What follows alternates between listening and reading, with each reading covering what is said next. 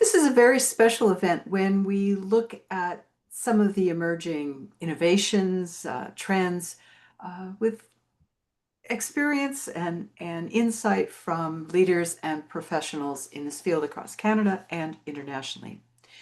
To begin with, I'd like to acknowledge that Carleton University is situated on the traditional unceded territory of the Algonquin people, and we recognize the many Indigenous peoples of your locales. As settlers, immigrants, and their descendants, and as visitors, we honor and respect the many Indigenous peoples of this land and hope for a more just and equitable future together. As we noted, we are recording this session. If you have questions, we will take questions. Please put them in the Q&A and one of our staff will curate them. In this session, we wanted to address many of the emerging new events, trends, intersections of philanthropy and public policy, of philanthropy and private capital, and to do so from differing perspectives. Those include inflows of private capital in new ways, foundations reinventing themselves in different ways, the imperatives for innovation by nonprofits and by foundations, the internationalization of philanthropy, among many other things. And I would suggest that in doing so, that is how we address those trends as a sector. We need to have a more compelling narrative for the sector itself, for philanthropy, that resonates with the public and with governments to better understand some of the potential. As a university-based hub for research in this sector, we always aim to bridge the academy and practice. And in this, we are fortunate to be joined by an academic friend and colleague. I won't do any of our panelists justice, but a very brief introduction. To start with Dr. Gemma Donnelly-Cox, who is Associate Professor of Management and Co-Director of the Centre for Social Innovation at Trinity College Dublin.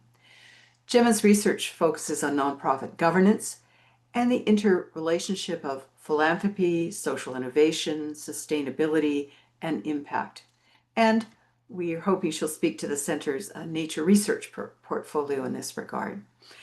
With extensive connections across Ireland and Europe, Gemma brings a European perspective, although for this time we're going to claim her as Canadian as she did her master's degree at Waterloo. We're also joined by Kelly Gauthier, who is president of Rally Assets, which is a Canadian leader in impact investment management. Kelly has years of experience in investment management and how to use those investments to generate impact. And Kelly holds an MBA from the Rotman School at the University of Toronto. And third, Jay Kim. We're delighted Jay can join us, who is founder and principal of Talisman Philanthropy Partners and a board member of Forward Global across many other roles. Kim is an experienced advisor to major foundations in Canada and the US, and has degrees in law from the University of Oxford, and spent some time as a commercial litigator. Welcome to all of you. Our format is, we'll start with some opening comments and perspectives from each of you, and then we'll have a conversation and see where it goes. Gemma, do you want to kick us off? Thanks very much, Susan. A real pleasure to be here, and quite exciting to be an honorary Canadian for my evening and afternoon. So thank you very much. Yeah, as you said, I'm director of the Centre for Social Innovation in Trinity Business School. Trinity Business School it's a university-based business school in Trinity College Dublin with a core commitment to transforming business for good, which is, can be challenging to say at the present, but it's important to us. It's based on a strong value base, and we have a commitment to sustainability, to digital transformation, and to social inclusion. And philanthropy is key to our growth and to our success. And in our Centre for Social Innovation, our research, our education, and outreach is based around supporting the business school's mission to transform business for good, but to work very much in partnership with academic, with civil society, and state, as well as industry partners. In Trinity, we work very closely with the School of Botany, where we've developed a suite of working with nature research programs and projects, including regenerative ocean farming and aquaculture, nature-based solutions, and most recently, the nature-based economy. However, our most recent research project, which we've just started, is a project on women's philanthropy, particularly in Ireland. I'm going to say a little bit about the Irish context, but then focus in on 4 areas of what I would call opportunity and challenge in innovation and invention for philanthropy. First of all, the Irish context. What does it look like? Well, this is very brief, but a Canadian colleague of mine in Trinity says that it's not that different, really, from Canada. In international comparative context, it's lower on organized philanthropy, but with strong actors and a determination to grow, with some really strong colleagues in the world of foundations, philanthropy, and academia. Also, we have a state national policy for philanthropy, just launched last year through to 2028, which is renewed or reviewed every year with an emphasis on recognizing the value of philanthropy and with an intention for the state to support. But turning to those 4 areas of opportunity and challenge, the first of these, and these might be a little bit more abstract than the specific practices that my colleagues are going to raise, but the first of these I would describe as being innovative by supporting the new things that may or may not be system transformative. And to illustrate that, I'm going to point to a talk given just last night in Trinity Business School by Alana Weston, who is a Canadian Irish. She claims both, maybe so it's that transatlantic position. And she said to our students, systems change must be regenerative and not destructive. But the more innovative the change, might the risk of failure and fallout be greater? It's really tricky to be truly innovative and not destructive of value at the same time. It's really hard to do dark logic modeling on something that you don't know all the information about. And I referred to regenerative ocean farming, one of our projects called Seafarer.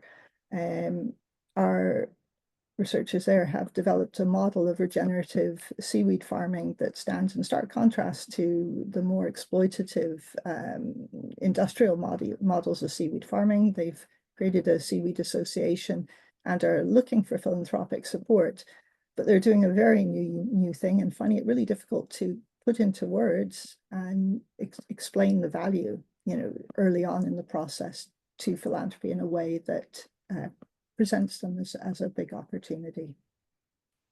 So, is there a risk that being innovative, that it's just that bit too risky for philanthropy to support early stage innovation? A second thing to consider is an opportunity and a challenge lying in working in partnership. So in working in partnership with the state and with other philanthropies.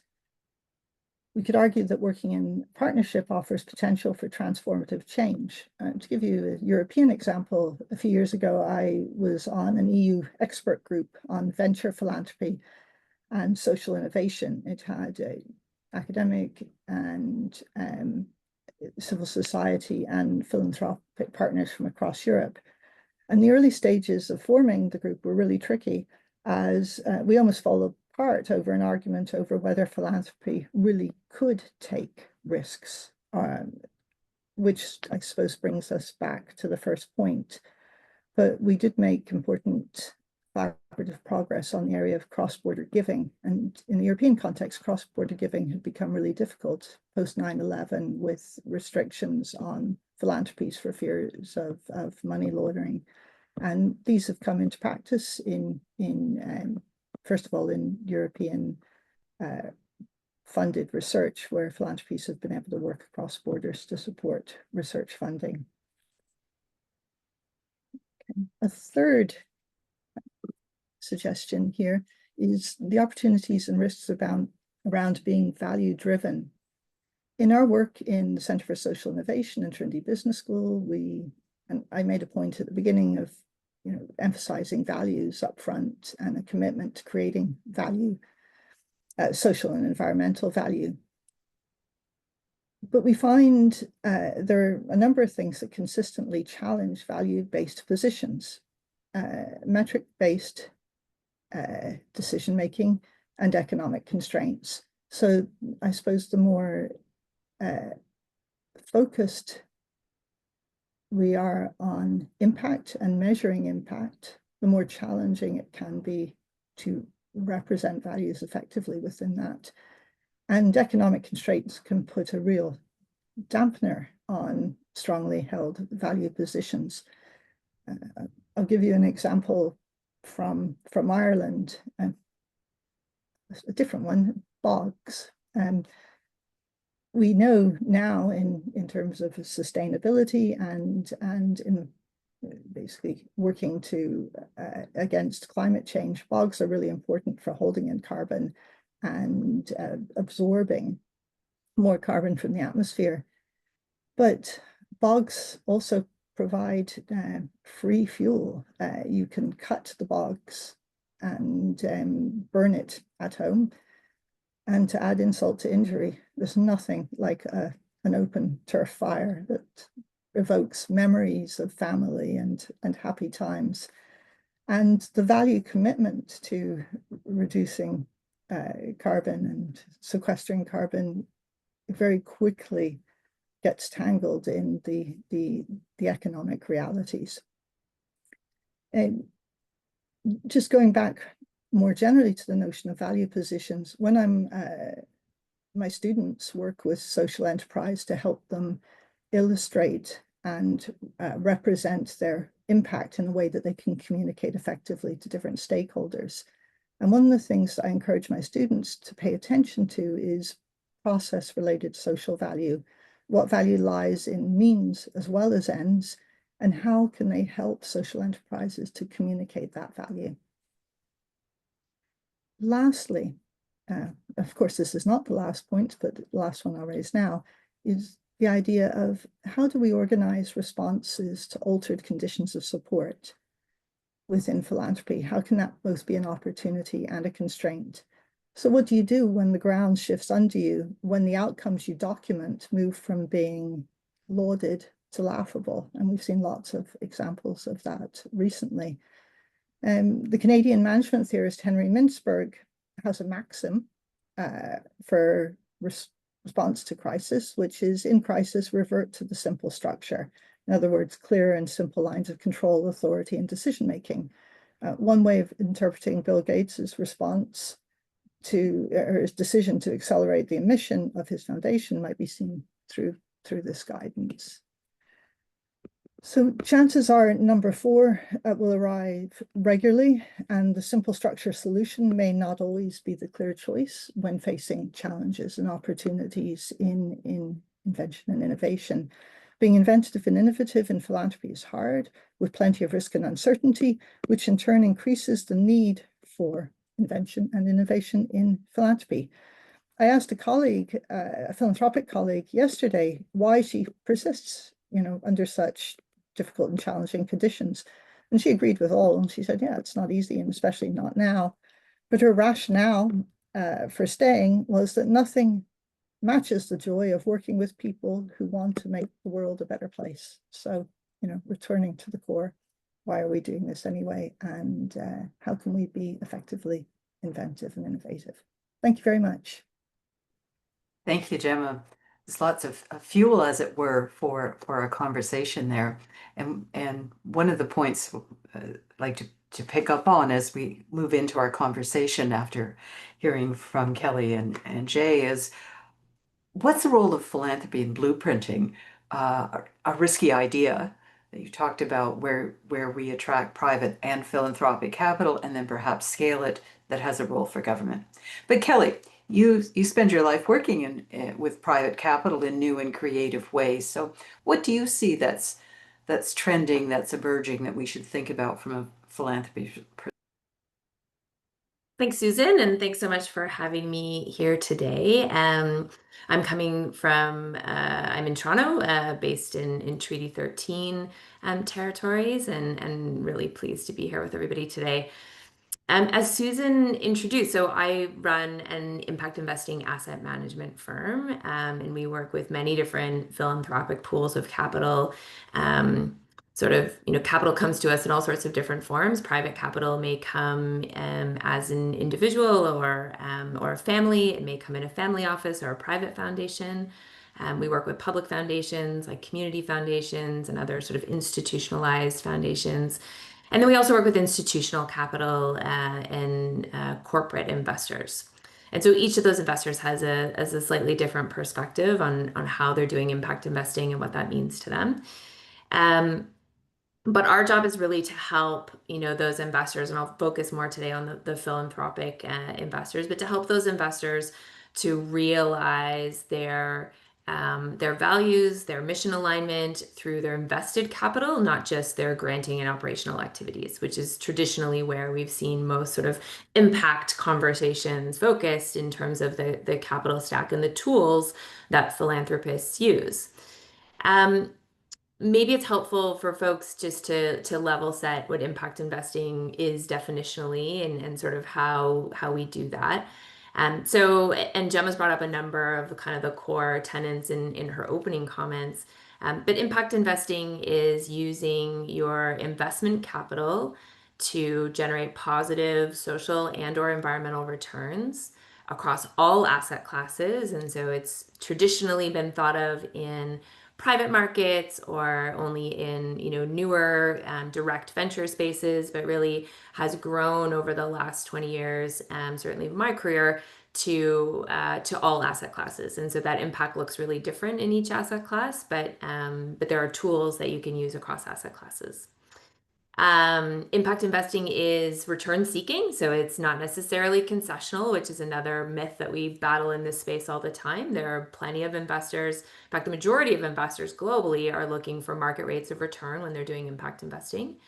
And measurement. And so Gemma brought up measurement as well. So it must be measured so that you have an understanding of what the impact being generated is, over what time period, and so that you can think about the trade-offs and the balance that you might be striking or seeking between financial return and impact return. And so that's a really interesting mix that we can pick apart later if there's interest.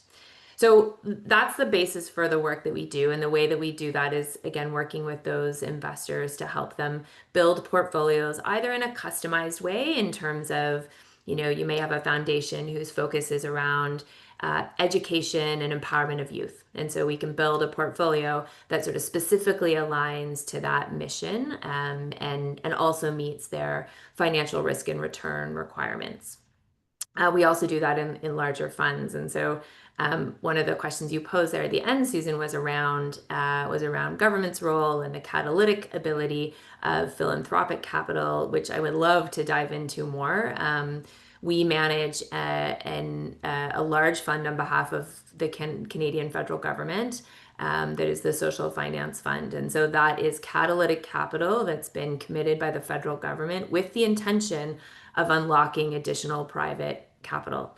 And so that money is first loss, de-risked, and so it goes in first, and it allows private investors to then have a much lower risk perspective within the fund, while we invest in this case, it's private impact opportunities across Canada. And so I can talk more about that fund. That's Realized Capital Partners and a fund that Rally manages. So, in terms of like innovation and how we see that showing up, so for me, the primary consideration for philanthropic capital is really around that capital stack. And so, traditionally, philanthropists have looked at making impact or driving their the values that they care about, the thematic areas that they care about with their, 5% disbursement quota. And we know that some philanthropists make, have a higher disbursement quota and that varies. And then for the professionalized foundations, they do that with also their, roughly 2%. That is their operating budget. And so that is their staff and their capacity and their relationships, their social capital. And so they are driving that impact through those two tools. But that leaves 93% of their capital on the table that isn't necessarily working towards their mission or working towards their values or their goals. And in most cases, that capital is working against their values and their mission. And so when it's invested in traditional markets and traditional strategies, in across global markets, we know that that's generally not doing good things. And so where you have foundation missions that are focused on climate change or sustainability or equity and inclusion, generally the financial markets don't do a good job of working towards those goals, and we know that well. So the first step for philanthropic capital is really to think about understanding how they're invested, being clear that they know who is in charge of their capital, because Gemma pointed out really nicely around sort of process, not just output. And that's a really important part of the way that we think about impact investing is not just the outputs that are being generated by the end company or fund that you invest in, but who's making decisions along the way? What does inclusion look like in that process from a gender lens, from a racial diversity lens? Because we know that capital is still not flowing in any meaningful way to women or racialized communities, and that's because of who the decision makers are. So thinking about that process is really important as we think about deploying capital. So we work with folks really to think about what is the incremental change that they want to create? How do they think about what's in their portfolios today, understanding that so that they know where harm's being created, where there are some easy wins, and what might take longer to transition in their portfolios. And then setting goals for how we start to move and transition those assets. We spend a lot of time in the depths of impact measurement and management and trying to understand that. And it's a tricky place to not get caught in, perfection being the enemy of good. And when you start to do sustainable investing, impact investing, moving along that spectrum, you're almost always going to do better than where you started out, even if it's not perfect, even if the impact outcomes are not, as deep as you would like them to be, even if it's incremental. Moving along that spectrum is really powerful and important to see assets start to move in that direction. So we help do that. The big question that we're seeing and having a lot of conversations on with our philanthropic capital clients is really around legacy and this idea of legacy. And so in the earlier part of our work, and even going back, 5 years ago, the question of legacy in private capital was really much more about perpetual capital, about multi-generational capital.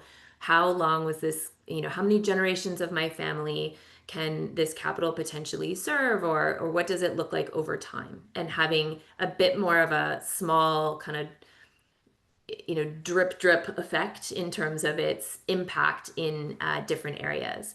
And that conversation has really changed in where we spend our time.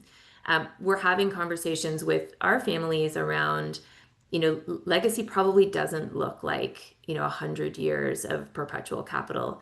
Legacy probably looks like accountability for solving some of the really large systemic challenges that we're seeing in globally, but also in our local communities, right? And it's an interesting question, particularly for smaller communities where, Hamilton did a really interesting piece of work that was how much money would it take to solve homelessness in Hamilton? So in a smaller city. And that number is actually not that big, right? It's not a huge number. It's a very doable number. And so thinking about legacy in that context, whether it's the climate crisis, whether it's issues like affordable housing or poverty or other inclusion pieces, thinking about that from a legacy perspective, that conversation has really changed. And that's really powerful. And some of that is driven by the trends that we see around, generational transfer of wealth, around new, younger generations being at the table in a different way and asking different questions, but not entirely in any way. So I think we're seeing really rich multi-generational conversations that are looking at this legacy issue. Yeah, so maybe I'll leave it at that. I'm happy to pick up on any of the other threads or questions, and looking forward to the conversation. Thanks, Kelly. Jay, I saw you smiling, and that you work with family foundations, both Canada and the US, so you've probably been part of these conversations about legacy, what it might mean for spend down Yeah. innovation. So what do you see happening? I was going to have I was going to lay out effective altruism versus this and this, but I think I'm just going to go to the practice of what I'm seeing today, which I think it's probably more interesting than me espousing Peter Singer's views or any of that. I think there's been a real shift, especially since Trump came into power. The USAID cuts. I've had a lot of clients of mine call me and basically say, what do we do? Like strategic mode, which lens do we apply? Do we go for, do we apply an effective altruism lens in terms of figuring out which are the projects that would cost the most lives right now, right? There are real urgent issues in Africa. So they're like, do we apply that lens? So I think that there's this misperceived conflict between trust-based philanthropy and effective altruism.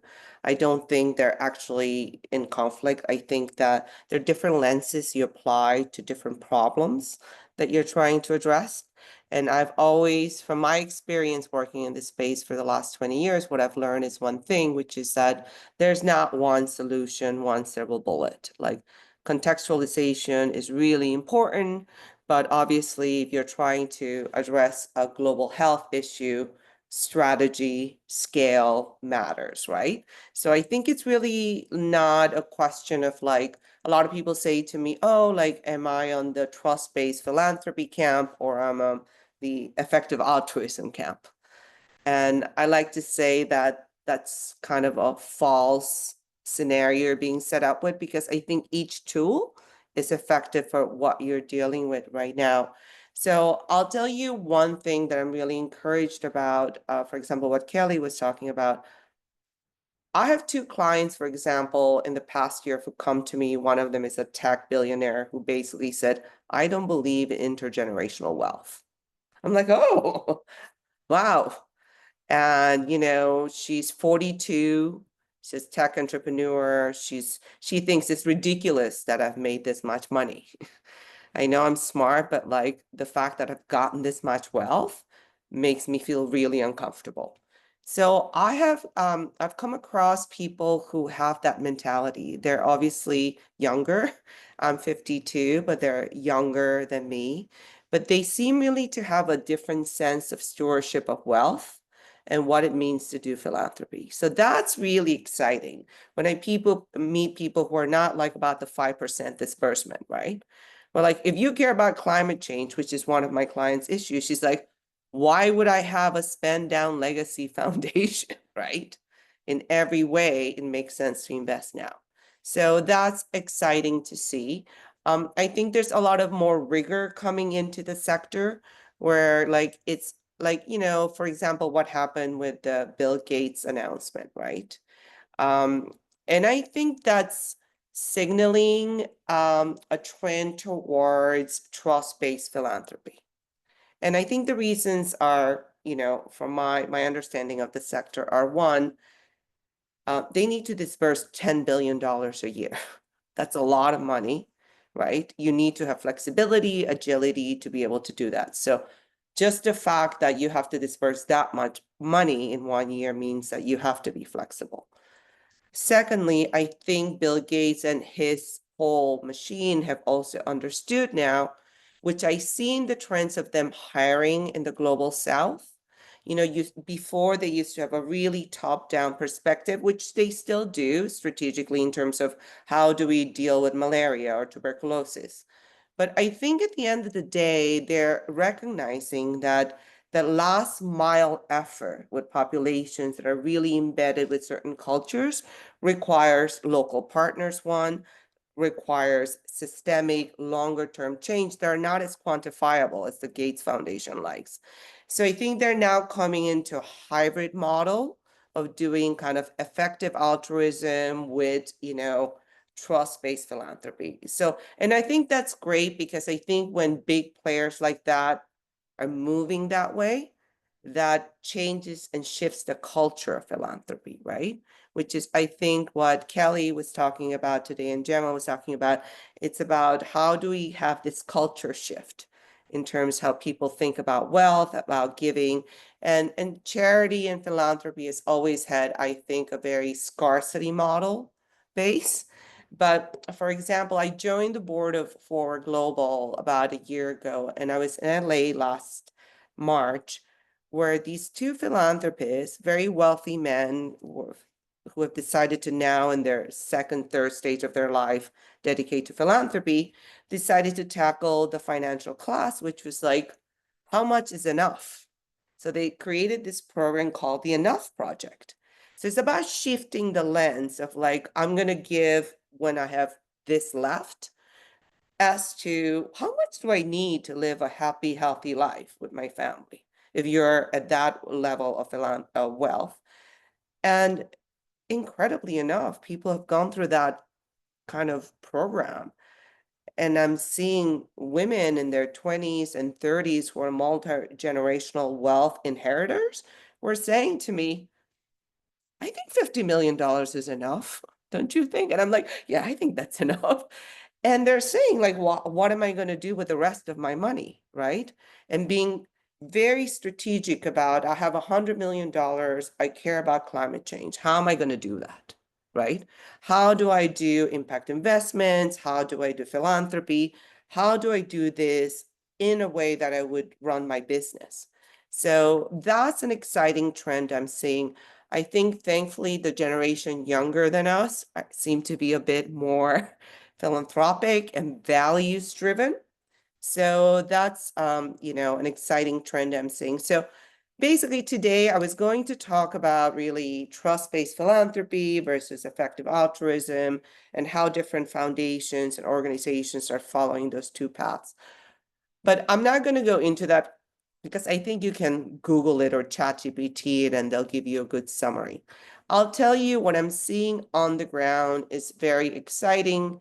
As bad as things are because of these ridiculous cuts to USAID and the chaotic state of international affairs in the world. But what I am seeing is a whole new generation of people who think about wealth and philanthropy and social enterprise in a different way.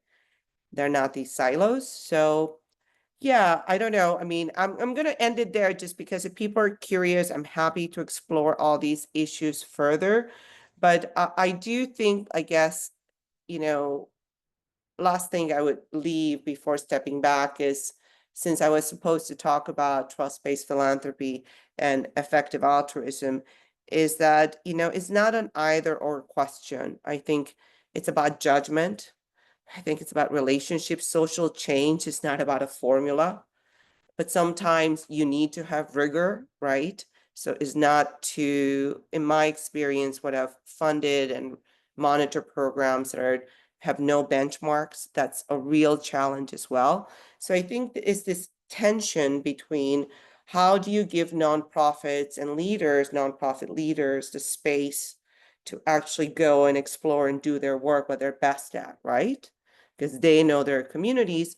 But at the same time, when we have issues that are more global scale issues like global health issues or certain process issues about refugee issues, like how do we apply also, you know, macro level issues in such a way that they don't create injustices, right?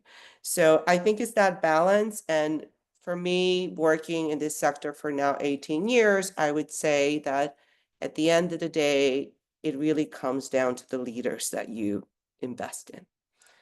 100% is about the people you invest in. I mean, we can talk about theory and structure and organizational stuff, but my experience personally has been that when I've gone down to the space and gotten to know the context and the people, there was no knowledge better than that to help me kind of give funds to the organizations that I felt were doing the most good. So yes, I care about, like, we have scarce resources, we have big issues, we want to fund the ones that are most effective, but yet like quantifiable, measurable measurements don't always and will never catch the nuances of leadership and human systems that we need to be aware of. So it's really a balance of the two. So I think I'm always excited when I find a leader in any organization that I think, wow, this person is able to do both. Because then I think that they have the skill set to be able to lead that cause or organization forward. So I didn't follow my notes at all at this whole thing set up, but anyway, I think it's a good thing. I hope it was, I just didn't want to repeat things that I know all of you know. So this is just the experience I'm getting from them. Our young people are giving me a lot of courage. Also, the Asia Pacific is coming up. I think lots of, I'm Korean myself, but a lot of people in the East Asian culture, there's not really a culture of philanthropy beyond like your 10% tithe that you do as a Christian kind of thing. But I think that's changing as well. I think Dr. Jeffrey Sachs has done a lot of work in China around that as well. So things are changing. So it's just really about changing the culture of how you share and how you give and how you think about wealth. So I'll end it there. Thank you. Thank you. Lots of intersections there. And one of the themes that seems to run through all of that is innovation and scale, and how to innovate at scale for impact, for impact that really makes a difference, as opposed to kind of incremental, spread it thin. So the question I have for all of you to think is how to start, how to get involved. We know that many foundations say we're all in for impact investing in theory, but we're not there yet in practice. Certainly some are, but it's still quite aspirational for many. The good news, it is aspirational. And if you're a charity or nonprofit, how do you take advantage of that? And to really to be innovative, it takes, and in a trust-based way, it takes knowledge of the communities you're working with. How to start? How do we acquire enough knowledge, as Gemma said at the beginning, not to do harm? Is the third part of this. I know there are lots of our MPNL alum on this session. What are we looking for in the people to do this? Jay, you raised the importance of people. So I'll throw that out and see who wants to pick up any of those as a starter. I can start where you started, Susan, in terms of how to get started from an investment perspective. And I think you're right. I think there's a lot of enthusiasm and a lot of initial agreement, but I think a lot of folks get stuck on how to start. And a lot of that comes down, in the philanthropic space in particular, a lot of that comes down to capacity. So it depends on whether you have a staffed foundation or you don't, whether you work through outsourced managers, which most folks do, and sort of who's around your table. So I think from the getting started perspective is, like I said, understanding what your current state is. And so whether that's talking to your existing managers to understand how they think about these things. I mean, I can't imagine, maybe my perspective is biased, but I can't imagine that anybody hasn't been talking to their managers about the environmental implications of their portfolios, about, how current global political issues are affecting their portfolios. Like those are all fundamentally impact investing ideas and questions. But understanding the types of underlying products that you sit in and what negative screens you might have in your portfolios or where certain exclusions, like that conversation is the first place to start.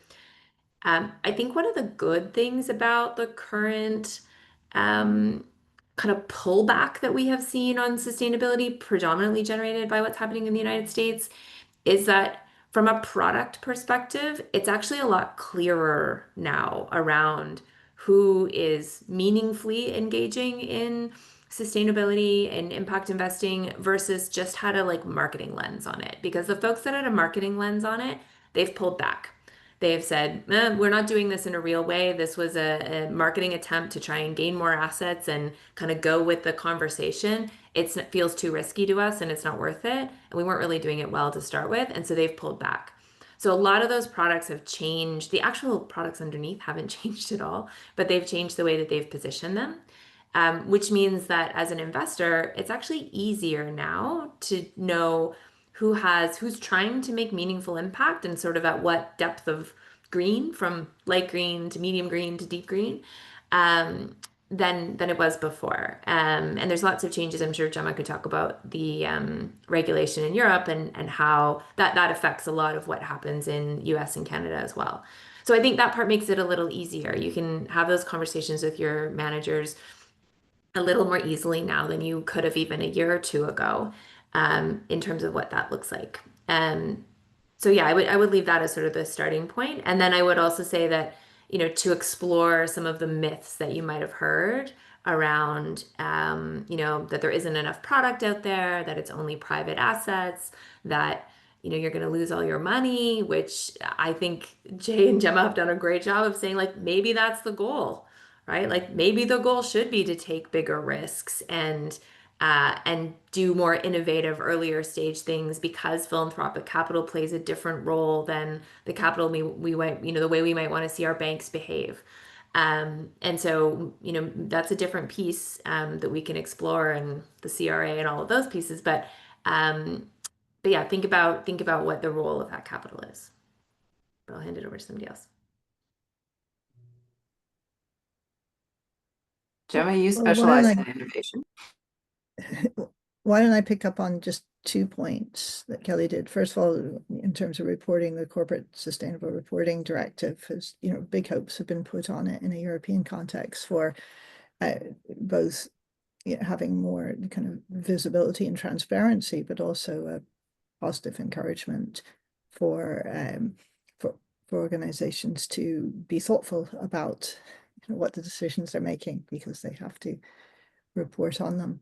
And one of the, I suppose, the exciting things about the CSRD was that it provided metrics for reporting on the social dimensions of investments, as well as governance and environmental. But one of the more recent political changes at EU level has been a pulling back on the requirements for reporting. Less than 20% of firms now are going to be required to really report fully under CSRD. So it's not certain that, even though the reporting framework has the potential to really incentivize more thoughtful decision making, whether indeed the pullback of its extent will make a difference. And I just want to go to the other point that Kelly was raising too, around the risky things and the de-risking. And there are so many different ways, or so many different dimensions of that. We could go down the road of talking about, there are some things that, and they're just never going to be the value that's being created is not something that's ever going to have a significant enough economic dimension to bring it into an impact area.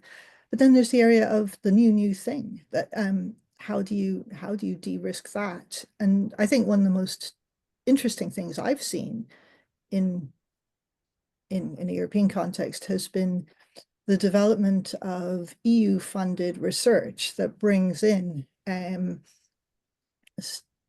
community and civil society actors, academics, business people, and philanthropy into developing projects. So truly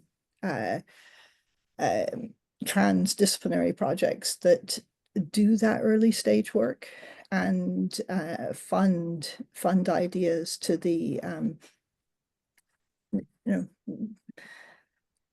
to the point of proof of concept, if not exactly across the valley of death.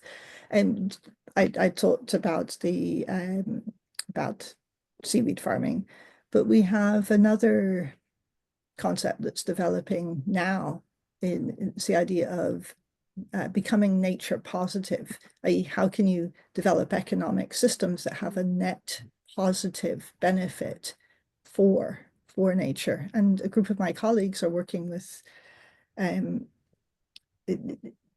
with industry, with civil society across Europe to develop indicators and metrics that will allow you to measure whether indeed a particular set of activities are nature positive, which then provides opportunities for impact investors to decide whether this is something that they could look to fund.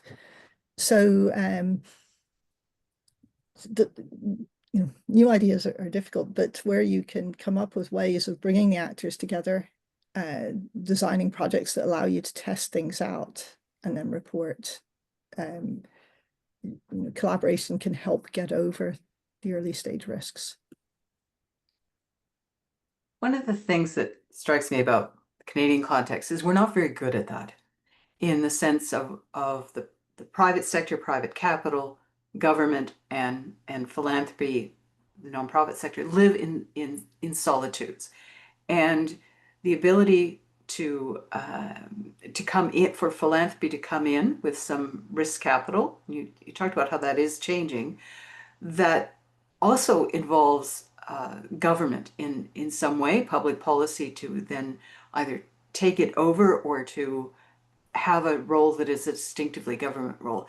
Do you see that changing for greater intersection among government, private, and philanthropic sector?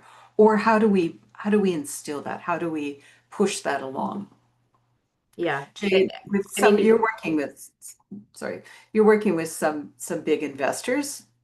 Do you see them doing that? And Kelly, I know you have thoughts on that. Well, I can talk about like our mandate.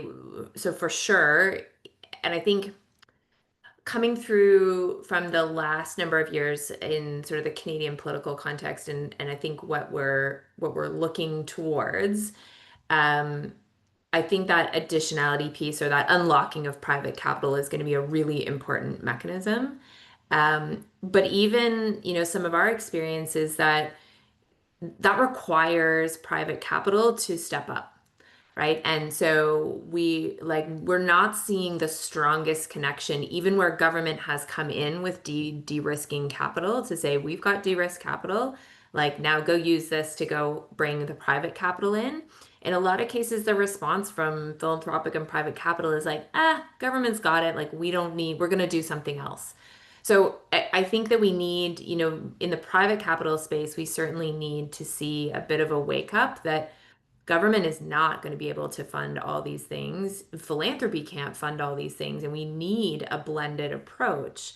On smaller scales, we're seeing, some of our clients and some other philanthropic organizations are doing a really good job of blending themselves, where they're actually looking at projects the way you're talking about, Susan, and saying, our investment capital can play one role, but it's not going to actually be sufficient. And so we can bring our own grant capital or philanthropic capital into the same idea, company, fund, and to be able to blend a little bit of what this needs to help get it over, to Gemma's point, that early innovation space, or to be able to incentivize other capital, bring other folks in.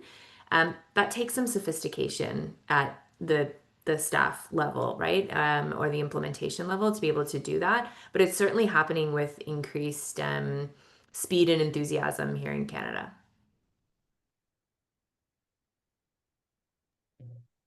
Jay, do you see some of that playing out? And you talked about the people. So how do we create the right kind of leadership or the skills or the It intersection. takes a lot of education. It's almost like, you have to change mindsets. This is about, awareness, education. Like most philanthropists are so used to the old model of like, here, there's a hospital, there's my name. But that's the truth.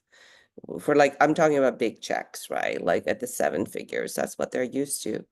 And a lot of my, work has been talking to these people, and that's obviously, as you guys know, always based on trust.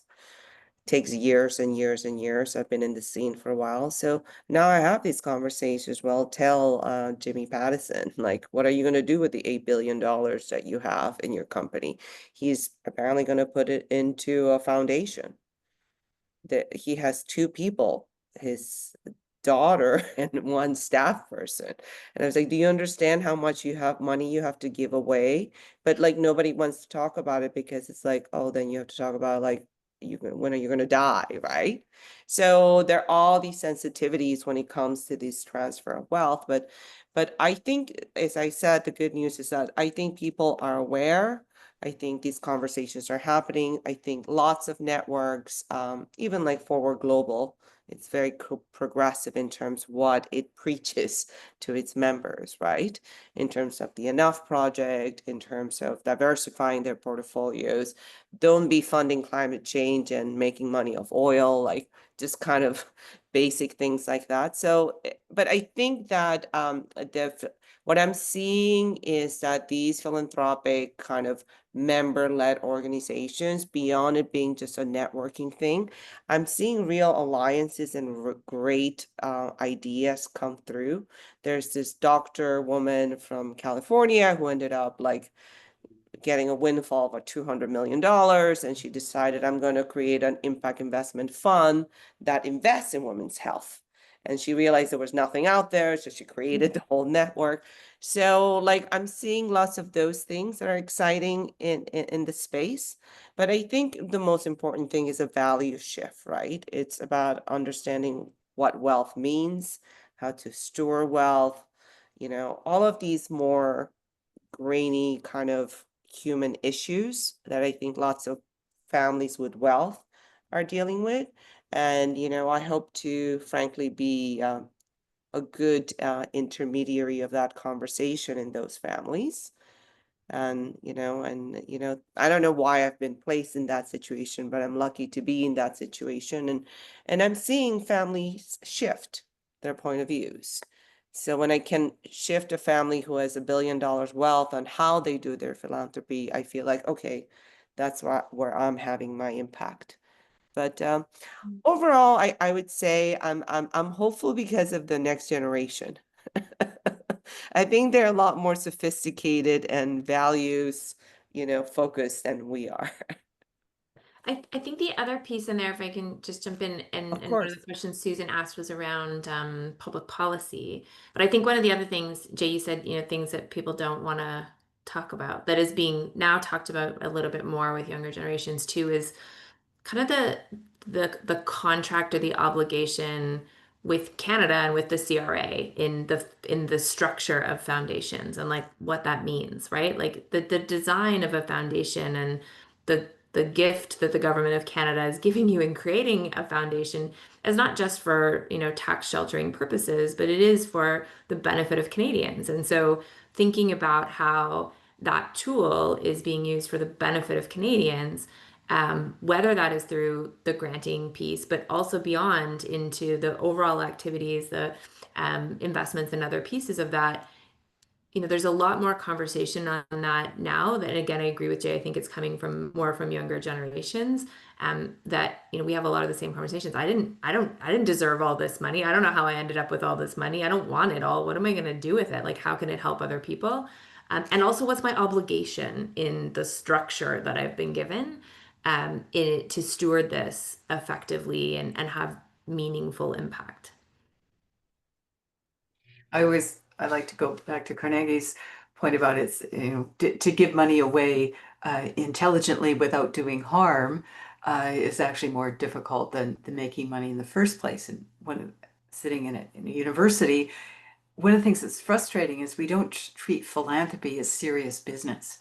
We have all kinds of, can imagine the private sector without business schools, but we don't perhaps do enough to make sure we're producing more advisors who have those conversations like you're doing, Jay, or creating more of a public policy agenda. As you said, Kelly, each of us has a stake in philanthropy and the charitable sector, whether we're donors or not, because we are in some way subsidizing the system, and government could certainly play a more positive public policy role in my view. But that takes, as the president of the Chagnon Foundation once said, it's a dance, and it takes both partners wanting to dance in that regard, as well as the private sector. Gemma, one of the things we're seeing on the other end is charities and nonprofits needing to innovate, in a sense by duress. Rising demands, more limited funding. How is it possible to innovate under duress? Where does the impetus come from? What are the factors that you found in your own work that can again be that starting point to innovation? Yeah. We had much experience of this after the financial crisis of 2009, 8-9 in Ireland, because that came on almost immediately following a period of a lot of investment in charities and nonprofits, and an increase in managerial capacity, and the drop off, very severe drop off in funding, and real straitened times was almost a bigger threat to survival than it had been earlier, because organizations now had more capacity and more of a need of resources in order to keep running. And the lessons we learned there, apply when we're talking about this topic as well. Economizing is very much part of the picture, figuring out different ways of doing more with less. But economizing can be part of successful innovation. The study of lean innovation now kind of shows that often the best ideas don't necessarily come when you have the most resources, but when you can be most creative with what you do have. The recipe of how you actually get to that point, unfortunately, isn't something we can just all take and learn. One thing we saw was a lot of what you might call harmonizing, which is really interesting, where organizations that did similar things kind of put aside their fear of losing out to each other, and collaborated in order to try and raise the game for all of them. What are the bigger goals that we're trying to achieve, and can we achieve them collectively in a leaner way? So around if we bring that to this discussion of invention, or innovation, are there opportunities for making gains, in the area of climate action, in which several different organizations can work together to try and pool resources and share expertise. And the sector infrastructure makes a big difference here. I said that the Irish philanthropic sector is small, but there are some key and enthusiastic actors. We have Philanthropy Ireland, which is a small membership-based body for philanthropies, and it encourages organized philanthropies. But it has stepped up and up and up its offering of fora and education and collaboration with education bodies to just continuously offer opportunities to its members and to the wider philanthropic community. The new the commitment of the state to supporting philanthropy has been used too as an organizing tool by actors within the sector. How can we use the state commitment as a way of setting goals and then encouraging action to it? So I think in straitened times, you're staying absolutely focused on what it is that you're trying to achieve and being really creative about how you can work together, how you can do more with less, and how you can make use of everything that's available to reach the things you value. Can you tell us a bit more about the national policy in philanthropy? Yes, the national policy has it is an outcome of many years, first of all, of lobbying in the philanthropic sector, but the way in which it operates is that there is a cross-sectoral working group that works across the 5 areas of the and I have a terrible recall memory for being able to list off all of the points of it, but the purpose of having a national policy is both to set objectives for developing the philanthropy ecosystem, but also develop measures and targets so that we know when we're getting there. So there's been perhaps the biggest emphasis in getting the policy going is on doing some of the things we've been trying to do for years, actually get more accurate measures of what levels of giving are, where does the giving come from, and how can we more effectively use this information to build philanthropic infrastructure. And it is an activity that's brought together the universities, the state, civil society, the philanthropic sector, and also industry in trying to develop better measures and better outcomes from philanthropy. And we're going to take a closer look at that at one of our future events, asking the same question about a national policy here. Well, you will have one of the best policy academics in Ireland at that, I believe. Yes. So that should be. Una Breen is joining us in person for our July 26th event. But I'm sure that I hear this question all the time.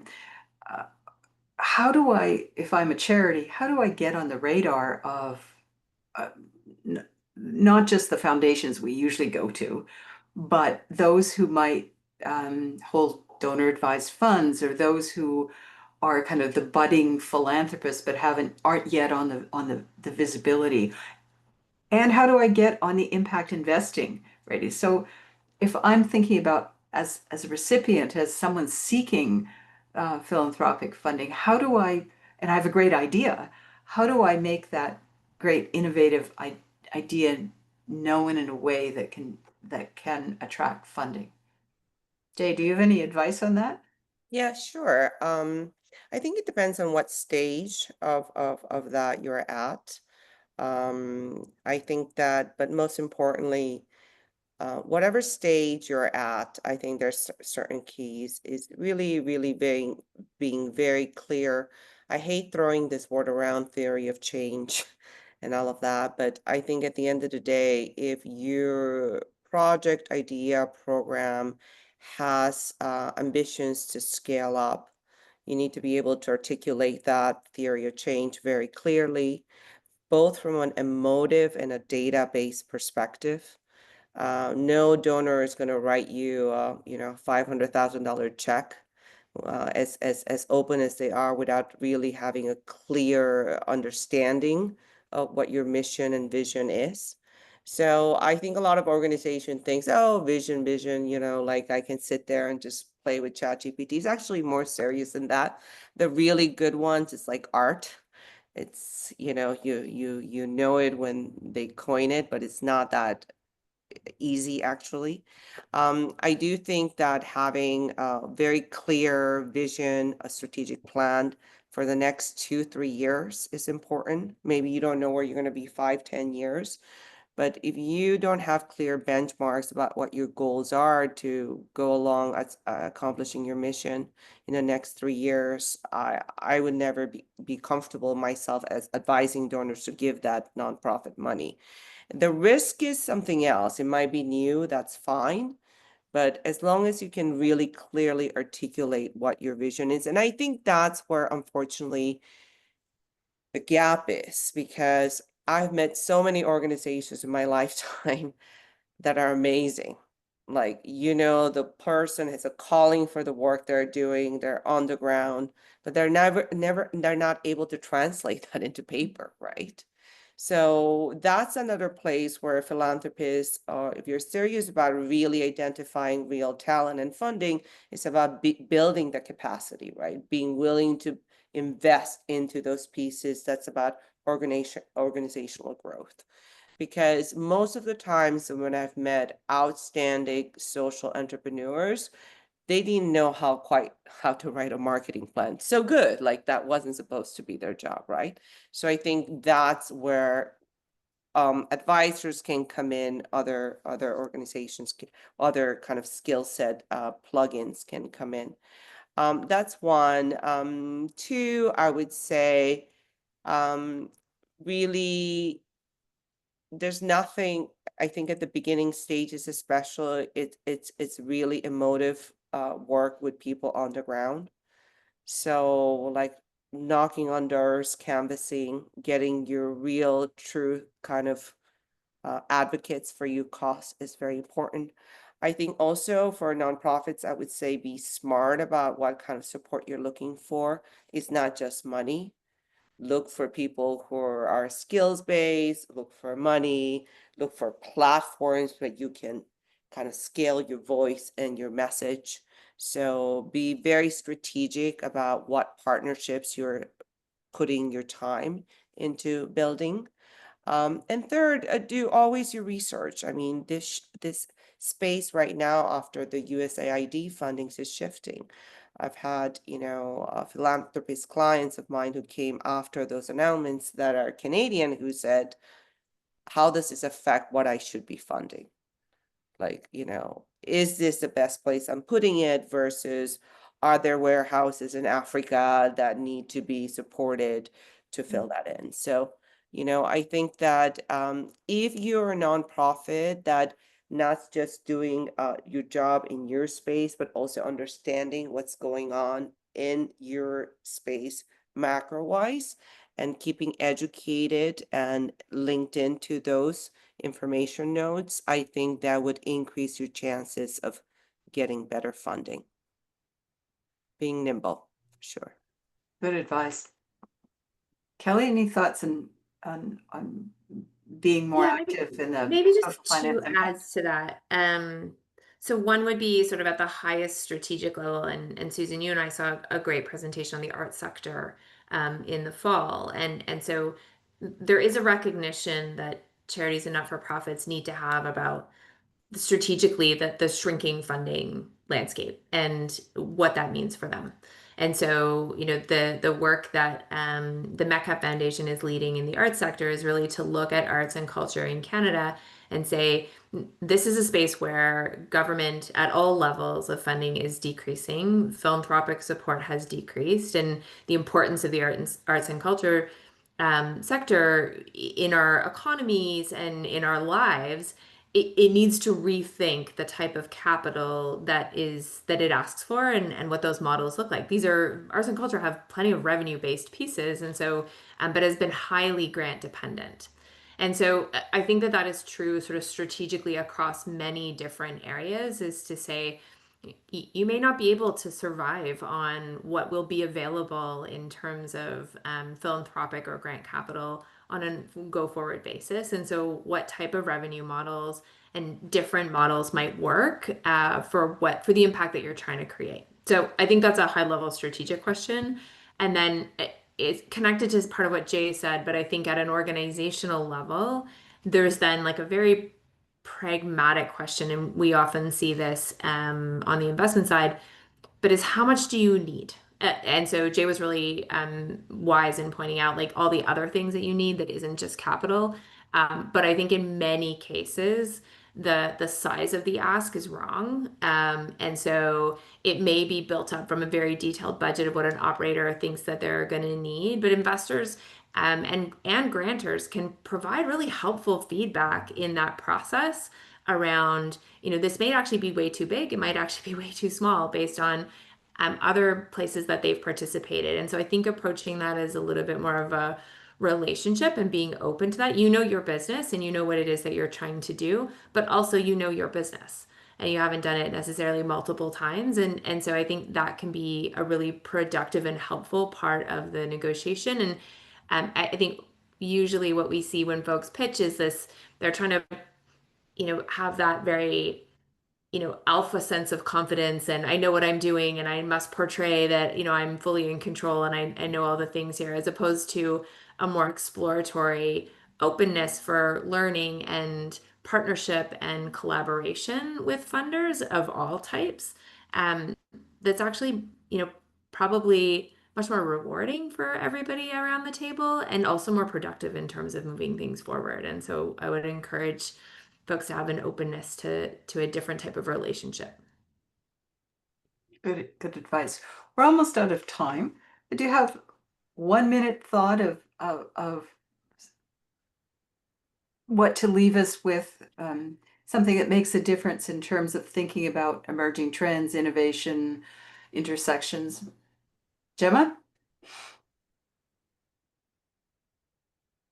I was, as I said, in Trinity last evening for Alana Weston talking about finding purpose.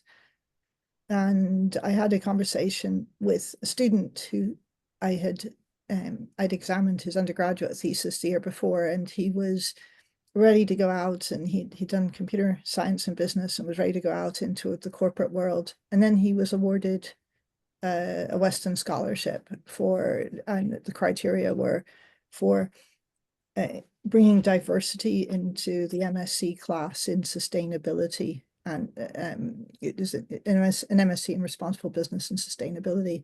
I spoke to the same young man last night and I said, so what are you going to do? And he said, well, I think I've decided I'm going to, I've spent the year working, teaching coding to young people, and I realized I have a passion for educating, and I'm really passionate about educational access. And his philanthropy has possibly transformed his life path. This was, when thinking about invention and innovation in philanthropy, philanthropy has the potential to be transformational at the individual and the collective level, and it's well worth us continuing to work at this and figure out how to make a difference.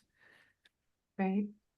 Jay, your parting I think thought? I'm very excited about these, I don't think there's a size fits all framework, but whether it's effective altruism or trust-based philanthropy, we put labels on these things that are really about relationships at the end of the day, right? How to construct healthy relationships, right? With a common goal, values align. So whatever labels you put in these things, and effective altruism is really a more utilitarian approach. But I think all these tools are helpful in helping us analyze complex social issues. And, but I think the key thing, as Gemma said, is like being open, right, to that there is not one size fits all, right?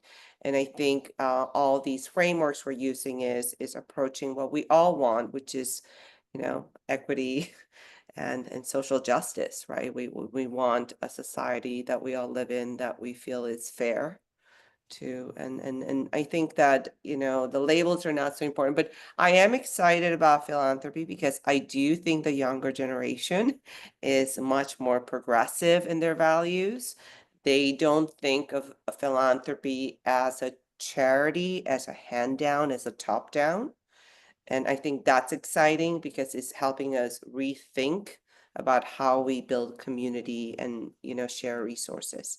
So, yeah, overall, times are hard, as we all know, politically and globally, and, whatever political, proclivities you have. I've been very depressed at the beginning of the year for a lot of reasons, especially when you work in this space, you have friends and family that, are really affected by these things. So it's not just abstract. But I am hopeful about the fact that I do think that there's many of us who are, values aligned, and I do feel that there's a younger generation inflow of people who are aligned with what we think.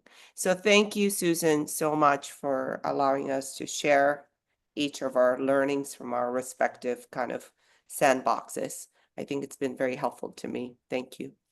Thank you. And I certainly, in working with the young people we do through the MPNL, I share that positive view of the future. Kelly, last word to you. Oh gosh. I mean, maybe just adding on to where Gemma and Jay have left it, I think, the optimism that we can see and that's bubbling in there needs conviction and bold action behind it. So, I would really encourage, philanthropists and all holders of private capital to be bold with the tools that they have and all the capital that they have, to find the folks. And Jay and I are two examples of folks that sort of work in the intermediary space, but there are many others. But find the folks that align with your vision and that boldness, and that can help you bring it to life, because they do exist. And on the pathway to that, you will probably find lots of people that will tell you that everything we've talked about here today is bananas and not to do it, and that you should do things in different ways. But have conviction and boldness in what it is that you want to see achieved, and find the people that will help you to bring it to life, because it does exist, and we really need that conviction and that commitment from all pools of capital to help move us in the direction that we sort of all collectively want to go. Thank you all. As we try to do with these events, brings the world of research and practice and some of that forward thinking, where you're on the cutting edge of seeing new things unfold. I would point you to our conversation theory series with philanthropists, which plays monthly as well, and you can find it through the website. Again, thanks, and we'll see you in another event to our participants.